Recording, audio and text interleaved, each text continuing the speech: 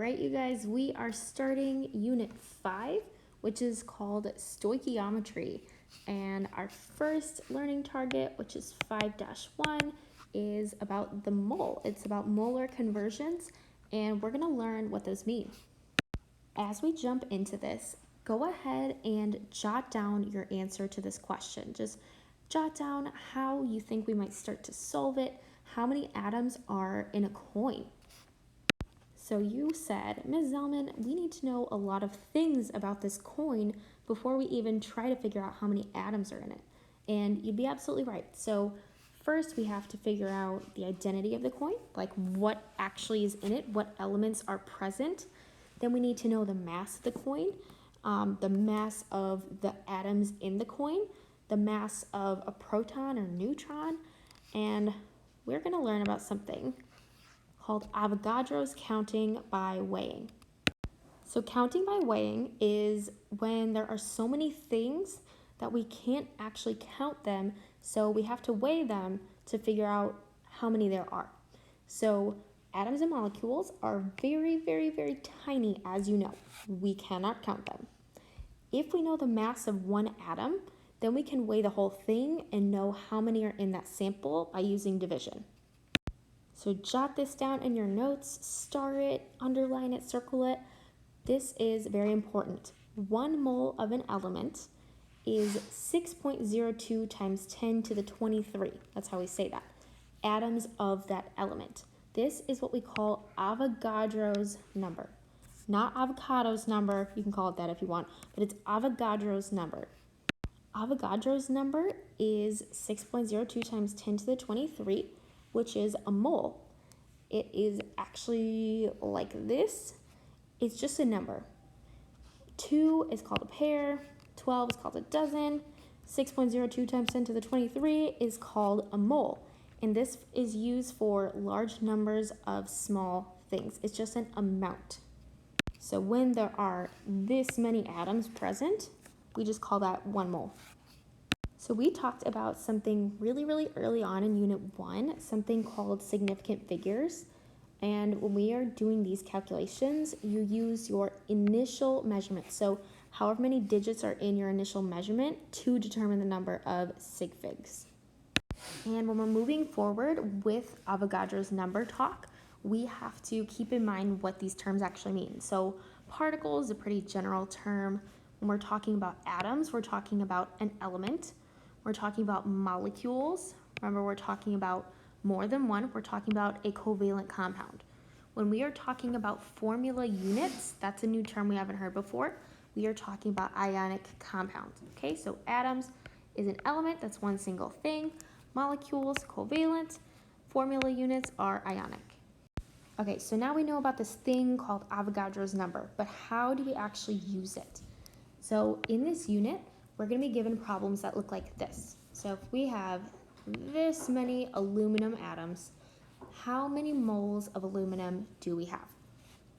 So if I've got this many aluminum atoms, that's my unit, I have to do some crisscrossing. So I'm going to do 1 mole divided by Avogadro's number, which is 6.02 times 10 to the 23.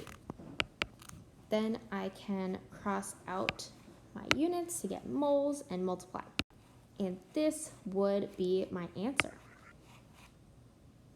We're going to do a lot of these problems, so it's very important that you keep your work organized, so when you're crisscrossing out units, it's much easier for you. So when we're talking about a mole of water, when we have water molecule, remember it looks like this, when we have those little tiny magnetic water molecules, if we have an actual mole of water molecules, it would look like this, and it weighs about 18 grams. So that's a lot of water molecules. Now we've got a new term called molar mass. And the molar mass of 1 mole of an element is called the molar mass. So molar mass is the same as atomic mass. So it's atomic mass, we can find it on the periodic table, but the units are in grams and not AMU, as they are with the atomic mass. All right, now I have another problem for you. If 1 mole of aluminum weighs 26.9 grams, then what is the mass of 0.058 moles of aluminum? So right away, I'm going to look for, okay, what is my ending unit that I'm looking for? Mass. I'm looking for the mass. So my end is going to be grams. That's what I'm looking for. So I'm going to start with the numbers that I know. 0.58 moles of aluminum. I'm going to multiply that times 1 mole, 26.9 grams, and that is 1 mole of aluminum. I can cross out my units here, do some math, and I get 16 grams of aluminum as my answer.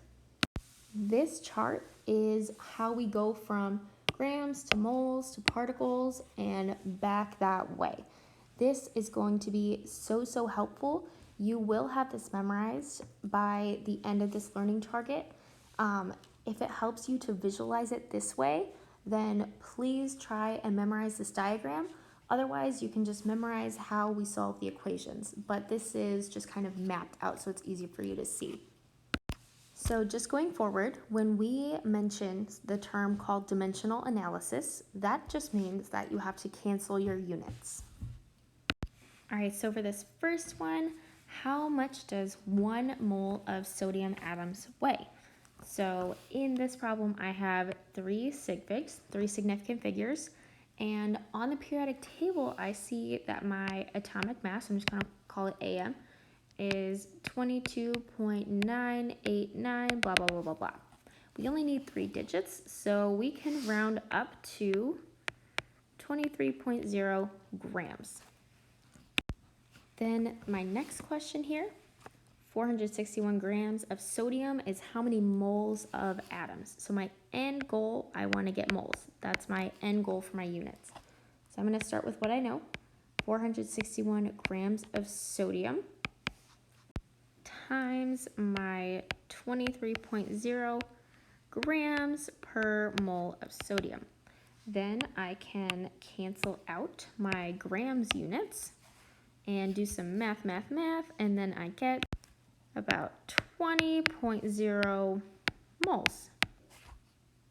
All right, now this is the last slide. Thanks for hanging in there.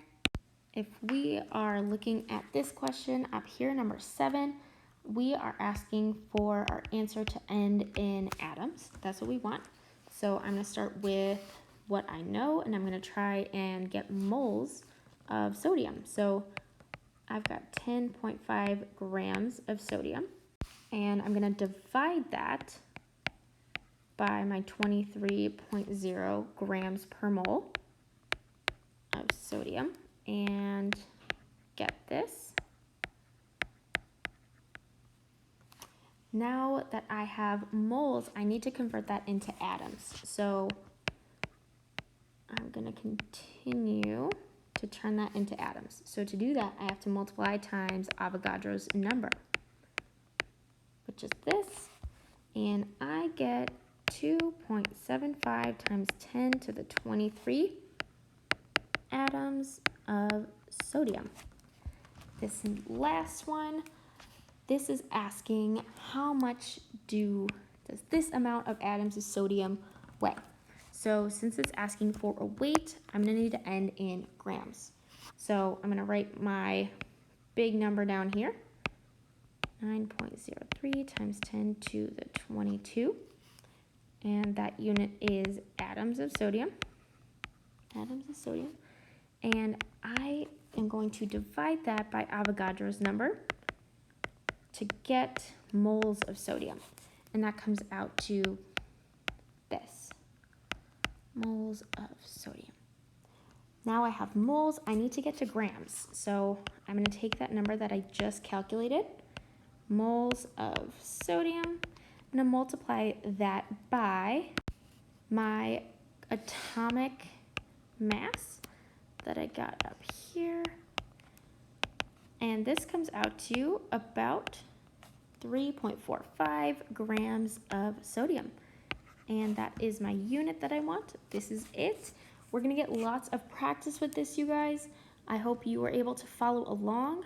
Please bring some questions to class tomorrow and have a great rest of your day.